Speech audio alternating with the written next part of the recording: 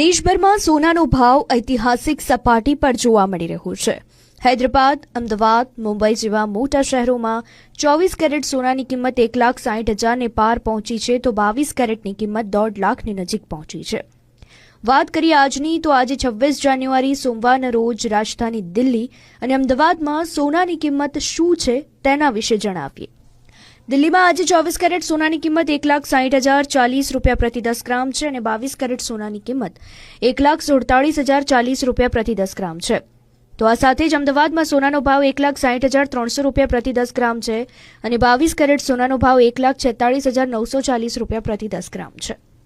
સૌથી છેલ્લે ચાંદીની વાત કરીએ તો આજના દિવસે ચાંદીની કિંમત 3,64,900 રૂપિયા પ્રતિ કિલોએ પહોંચી ગઈ છે.